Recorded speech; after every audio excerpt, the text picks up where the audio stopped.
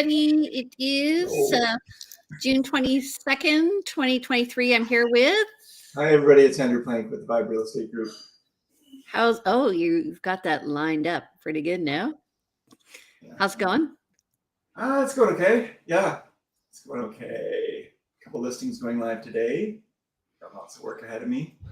And it's been a pretty busy little while. It's actually funny because we're going to be talking about the market and such, and it feels, in the general sense, like things are slowing down, yet on my end, it's speeding up. And I'm kind of not sure how to advise clients because it feels like more and more people are coming out of the woodwork to do business, and yet in the macro sense, in the big sense, it feels like things are slowing down. So I'm not too sure what's going on. It feels to me like we're loading up on listings. Yep. So that says to me we're moving more towards like away from the bit of a seller's market that we were in and more to a balanced market. I think the inventory is going to go up. It is. Yeah, absolutely. I mean, it's slowly been going up over time anyway, and that's because, less properties are selling than are listing. So interestingly, well, let's do the stats and then we can talk about this. How's that? Let's do that. Okay. Hold on 1 second. Here we go. All right. Do you want to start us off? Sure. So as of Monday, June 19th, this year, 2023, we had 410 unconditional sales, 781 new listings came in so far, and that's a total. We've got a total of 2,293 active listings currently on market. Compare that to last year there, Jean?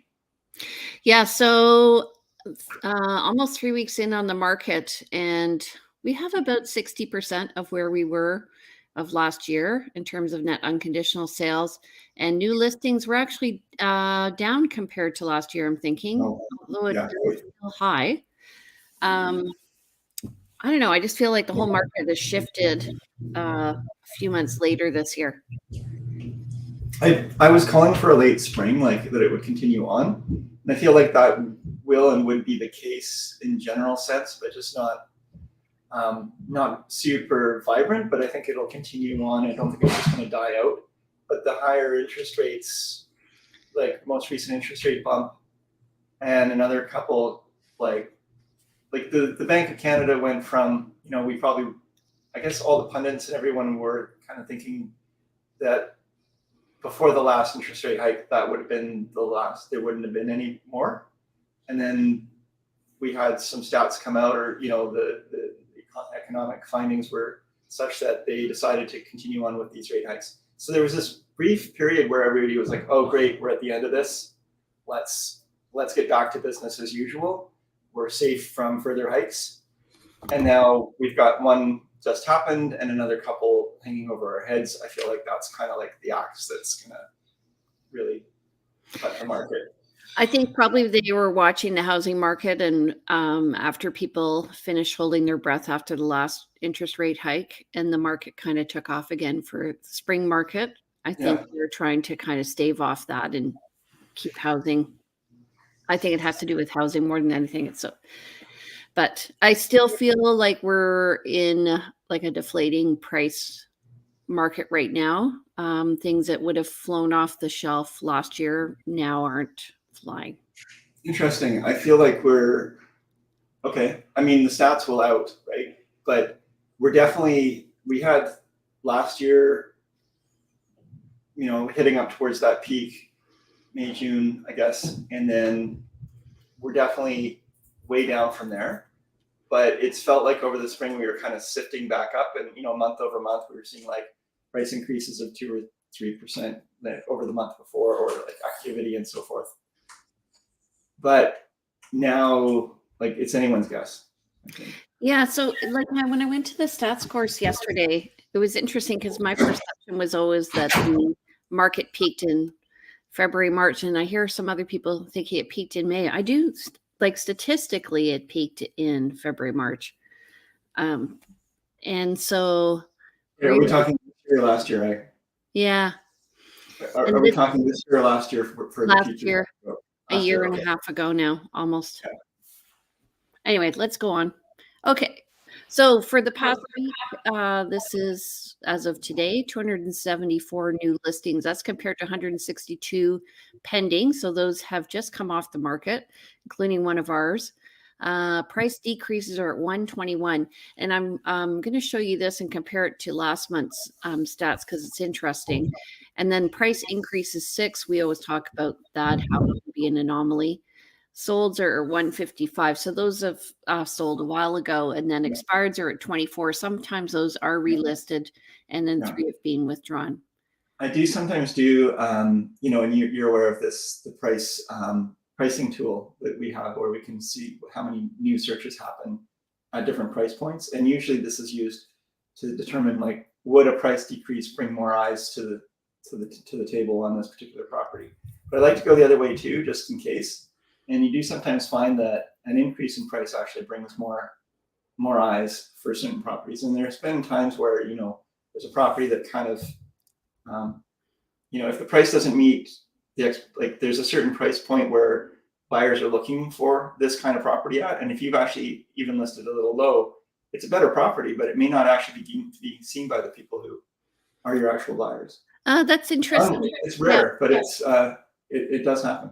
Yeah, sometimes when you're looking with a buyer and they want something $750 and up, and something's priced at $749, and you miss it. Yeah, exactly. But here's last month's. See the difference? Not much. I don't see a difference. I mean, hardly. So last month in the ratios are pretty close. 297 new listings, same day in the month, essentially 274 this month. Pendings last month were 180. Pendings this month are 162. Price decreases were 103 in May, and they're up 121. So that just says to me that sellers and their agents are beginning to go, okay, chop chop. Because really our market, I'd say the best market is from February to about October. So we're halfway through. Well, and the best market is more like February through May, June, right? And then, I've got clients who've been, they've been preparing their home for 6 months for sale and trying to get it all perfect. And just get on the market. Get on the market. Yeah. I mean, if the market does continue to, if it slows down or changes, and by all indications it could by the fall, then all that work they could have done would have been for naught. Yep. Yeah. Again, though, buying and selling in the same market, if you're buying and selling in the same market, that could be fine. And if you're looking to buy after sell, if there's more inventory, that can be a good thing. It just might take you longer to sell. I do find right now there are a couple people who are waiting for their perfect house to come on the market before they sell. And I'm like, just sell the house. But, they have to have a place to go. It's hard. So what we're doing now is we're getting houses ready to sell. Yeah. And then we'll just plug and play when have the photos lined up, have everything ready to go. And it's just really a press go for MLS. Folks, it takes us some time to get a home properly, documented, photographed, and researched and everything to get it live. And so when you go and find that perfect home, and if you haven't sold your home and you still need to sell it, the sellers are going to want to know how ready you are and how close you are to actually having your home sold if you don't actually have it sold before they accept your offer. If you don't have it listed. And the thing, exactly, you can list it in 2 days, but it won't be done well. Yeah, I just said that to clients yesterday. I said, look, I like 10 days to 2 weeks. I can do it in a week. That's fine. But 10 days to 2 weeks gives me lots of time for getting everything ready and getting, photographers, to get the good photographers and the media off, and they're booking a week out. And then we need time to process that afterwards. But I could have your home on MLS today, but, it's going to be the photos taken with my phone. It's going to be a short listing description, and it's going to work against you, and nobody's going to be happy with that. Yeah. You mean you're using ChatGPT to generate your listing description? Of course. I mean, how are you getting, like, my real estate website provider has a ChatGPT tool for listing write-ups descriptions that they've been advertising, and I've seen all kinds of, anyway, that's a whole other conversation, but the whole AI thing is hilarious. This living room boasts a fireplace. I know ChatGPT it's like, yeah. I got a Father's Day card from my son. One of my sons gave me a card, one of them didn't. They know that I don't do cards. Let's see it. What's it say? So first of all, it's a Mother's Day card that he crossed off. That's and then he wrote, "Your integrity, unconditional love, wisdom, and lessons are pillars for me as a growing, learning man, and I'm forever grateful, love, Corbin," which is great. I love that. And then he told me, and I thought, like, he does like to write, and he's a good writer, but I was like, this is seems a little bit formal. He's like, yeah, I had ChatGPT help me with this, and then I just made some changes. So, yeah. Funny. Anyway. Okay. Hey, you were on this. Thanks for doing this new stats. You were on the stats workshop the board put on yesterday, the panel. I was sort of lurking in there as well yesterday. I could hear you. You were quite active because they mentioned your name quite a few times with your questions and so forth. It's interesting to me because one of the people I've been using I feel like I made this up, but I feel like I was quoted yesterday because I don't know if you heard. It may have been Lee saying this, but talking about when you've been driving on the highway at 100 kilometers an hour, and then you come off the highway to 50. He said it word for word how I've been saying it to people, and I swear I'm the one who's been saying that on our show for quite some time. So I feel like maybe I don't know. I feel like maybe he's watching. What's the quote? Say it again for our crowd. Well, talking about the fact that we're not in a slow market, even though it feels like it's slow compared to what we were last year.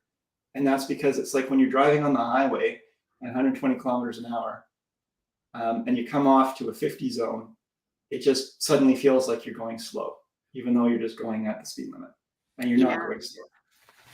Yeah. And it could be the 100 monkeys thing, and he's got it came to him just like it came to me, but I'm like, I swear. And maybe I got it from somewhere and I don't remember, but I feel like it was mine. Well, so I went to listen to an economist last Monday, and from RBC, and he was saying the same thing. He was also saying that we're in a bit of a unique market here in Victoria, which we all know, and that there's not going to be a lack of people wanting to move here. Also, he was saying that it does feel like it's slow because it's been so fast. And actually, I'm part of some chat groups online, and a lot of realtors are quite burnt out right now, which is not surprising. But also, they were saying that they're finding, it's steady, but you just have to work harder. And so realtors who just come on over the past 3 years, during a speedy time, they're probably sucking a bit of gas. You do have to manage your money very carefully in this business. Very hard to A, do well, start your business off, and B, sustain it over a long period of time. And it's all about cash flow. But also, I'm finding buyers right now want to find their ideal home. They're trying to hold out for it. The inventory still isn't high enough for them to have any sort of choice. And so that leads to a bit of a quick market, right? Like if there's no inventory, they have to make a decision. It's a balancing act between, hey, there's not much to choose from. So when a good one comes on, I've got to jump on it. And the fact that, and I've just experienced this recently with some offers on a property where they came in well under the asking price, multiple offers, but both well under asking price. And I think that I've seen this before where buyers are starting, they want to get ahead of what they anticipate the market in the future will be. So they're trying to offer below current market value because they don't want to buy now and then find their home is worth less later. And with the interest rate hikes and everything else, I think they're kind of, and there's a lot of, as you and I have seen over the course of our 17-year career, the media and the news there's always people out there at any point predicting doom and gloom, and there are people listening to it. Right. Well, buyers are predicting the market's going to go down always. Mm-hmm. So, unless it's a really fast market where they're betting it's going to go up. Yeah, and it's so, yeah, it's very tail wag the dog, and it's very, very, very changeable depending on what the current climate is for people, what they've been immersed in. But yeah, if you're a new agent, it's hard to get going, and it's hard to do this. And to your point about the market, about agents sucking gas and being tired, it's really funny because I do find that there reaches a point of exhaustion in the market, and then the market shifts not just because of buyers and sellers, but because there's, the great majority of realtors are just worn out and don't have the energy to give good service anymore, or to really continue on, and so the market kind of peters out almost because of that. I find that also in summertime because it's seasonal, and around Christmas, Yeah. people are distracted. Well, they defer the business. There's also like the mentality of the agent. So, you're going to have a different result with different agents. I remember having a listing in Esquimalt that was a legal duplex, south facing, on the water. All these realtors from Victoria are like, this is Esquimalt. And they, we didn't get any action on it. And it was priced, I think, at 9 something, maybe 8 something. I can't remember. But it was really priced really well compared to other waterfront homes. And all these realtors are saying that. And I'm like, God, the tenant ended up buying it and he got a great deal. Yeah, well, we can be our own worst enemies, and we all make assumptions. And it's interesting. Just this morning with my colleague Josh, we were preparing some listings to go live this morning, and even as we're discussing some of the elements of listing description, or who's our ultimate buyer for this, even two different agents have two very different opinions, right? And extrapolate that to other realtors and the public, and it's also so much. Hey, Meredith, thanks for stormy Central Texas. Meredith is saying, she's saying hello from stormy Central Texas. Hi, Meredith. Okay, so let's carry on, shall we? Yes, that's where we're going. Okay, we're going to go to this one. So looking at average, this is actually average and median. So I just wanted to do a comparison of the two. So the average sale price of single family homes in the core over the past 6 months since January has been $1 million, and then it's gone up to about 1.1 million. And the average sale price has been just under 800,000. This is all homes with suites, without suites. Okay, this is just very general, and it's gone up just over 800,000 to about 8. Wait a sec. This is confusing to me because people are not listing homes at $1 million and selling them for 800,000. So how do these two stats line up? This is what I pulled from Matrix, but I think it's related to the fact that there is more in terms of there's more pressure downwards. I think I would just read that. And then I also looked at the median. The median is saying the median price has been just since January under 800,000. Yeah. So that's between the very top and the very bottom. So this is the middle price as being around 800,000 hovering. But anyway, what we're seeing is coming up in terms of price, and the price is coming up slightly as well. Generally, that's how I would look at these. It looks like the last couple of months has been a little bit lower. I mean, for the averages, and then for the median, it's been a little bit more steady. Yeah, but what I am confused, and I think we need to just double check this, because I'm seeing, like, if properties are listing an average price of over $1 million, and they're not selling an average price of 800,000, it's just that's not happening, folks. You're not going to get $200,000 off of a purchase. So there's something that's not quite right there. But if you look, I think in general, and don't look at the pricing, but look at the graph itself. I think that's probably more in tune in terms of the shape. Yeah, that's in meeting with what I would expect and agree with. But in terms of the prices, that doesn't make sense to me. But also it does jive with what you were saying before about the fact that people are coming in under asking, even in multiple offers. That's where this is coming from. Mhm. Okay. Okay. All right. So tell me about your needs and wants, buddy.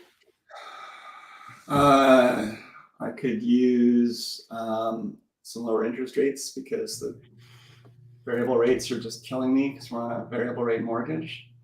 I could use, I don't know, a little more time off. Oh, we're talking about properties. Okay. I've got 2 great listings that are going live today. So I'll just highlight those. We've got a 1-bedroom suite in the Mondrian, steel and concrete building downtown. Really good price, 540 square feet thereabouts. Really good price at right around 500, and I think it's 560,000 is, sorry, 460,000 is the asking price. And this one does come with parking, which is rare. So 460,000 with parking is pretty rare. Got a listing coming up in the rail yards next week. Little 1-bedroom ground level unit with a nice big patio. And that one's coming up at 487.5. That one does not have parking.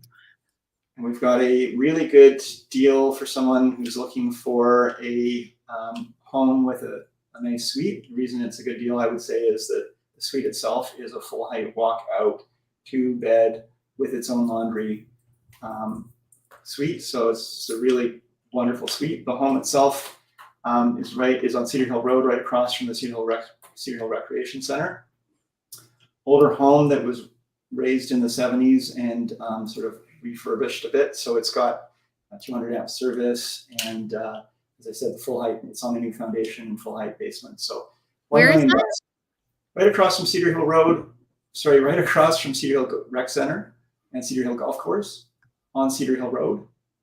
Okay, I know exactly where that is. Yep. There's 2 bedrooms on the main. There's a attic space up with 2 additional spaces. It would convert really nicely into a primary bedroom suite. And downstairs is a 2-bedroom suite as well. Nice little backyard, fully fenced. Yeah, it's a great little home. $1 million. Should do pretty well. So if anybody's That looking sounds for that. amazing. Yeah, and then needs and wants. Looking for something kind of eclectic, up to I'd say 1.2 million in the sort of Cedar Hill area. I'm looking for townhouse.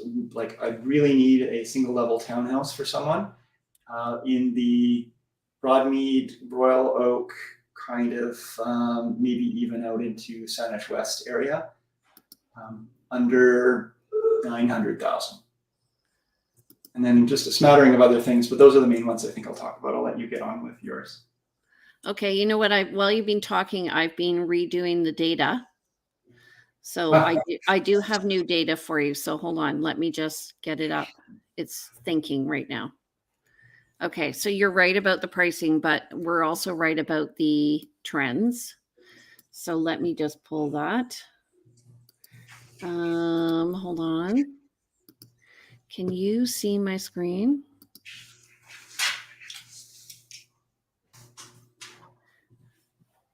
Oh, I'm looking at the screen. Hold on a second. Add to stream, present, share screen, window, Chrome tab. Okay,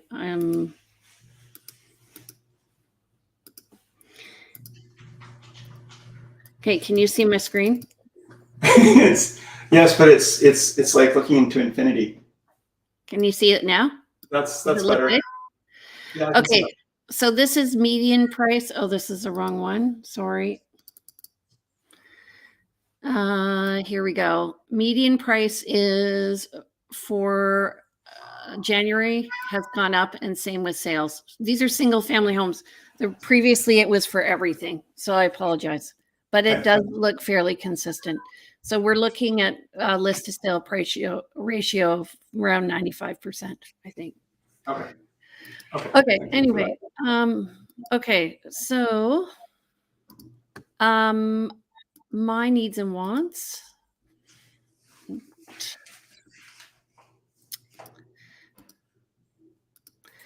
I have a new listing coming up. It's going to be on Bear Mountain. The price is going to be about 4 to 2.6 million. It's a 5-bedroom home. It's a beautiful custom-made home built by a realtor who really knew her stuff.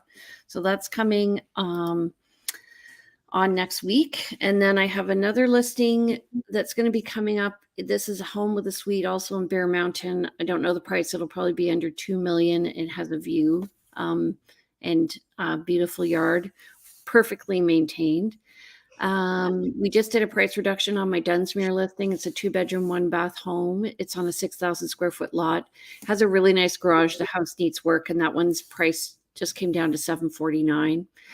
And we have a nice, cute little house, rancher in Cobble Hill, if somebody's interested. That's 2 bedrooms. It's got a beautiful sunroom, south facing. It's right beside the rec center. So that one's priced at $799. And they do all the gardening or in the community, but you could take care of your own garden. She's done a great job. So what else? Oh, I have another listing coming up with a suite. It's going to be in Langford along the Happy Valley area. So that'll be around 1.2 to 1.25. And it's a beautiful, wide home with a suite downstairs. You could walk up. And they're just moving because of work. It's a gorgeous house, very family-oriented neighborhood. So if you're interested in that. And needs and wants, I'm desperately looking for a townhome, 2+ bedrooms on the West Shore, preferably Royal Bay or Langford. We'd even go maybe outside that. They want primary bedroom on the main floor. So up to about 1.1 for that. So we say this so casually, right? Mm-hmm. Yeah, $1 million here, $1 million there. Yeah. Okay. So if you guys like this show, and I don't know, did Andrew do a good job? Please comment, because I think he did over the last few weeks, 3 weeks, right? Yeah, I guess so. And we'll see how it goes. How people, I mean, we got like 1,000 new subscribers after my shows. So I shouldn't do so much burlesque, though. It was the burlesque one in the middle that was. I thought it was the dancing on the tables.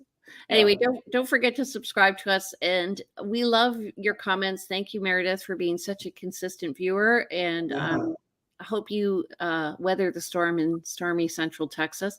And don't forget, if you do like our material, please share it out to other people who may be buying or selling real estate in Victoria. We're happy to help them. Yeah, we'd appreciate that. And of course, if you have anything that's on your mind you'd like to have us talk about in a future show, please bring it up.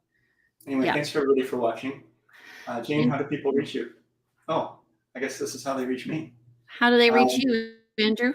You can reach me at 250-360-6106. Email me info@andrewplank.com. Again, looking for any suggestions for future shows is always wonderful. And website is andrewplank.com, and Instagram is plankandrew. Okay, and you can reach me. I'm Jane Johnston, 250-744-0775. I'm at the Briar Hill Group at gmail.com. At Remax Camosun, I should say. And if you want to look at this and more information, please check on victoriarealestateshow.com or look at me on my Instagram. Follow me, realtyteacher_Remax_Victoria. Okay, thanks, man. It's good to see you. I missed you. Yeah, you too. Glad you're back. Don't go away again.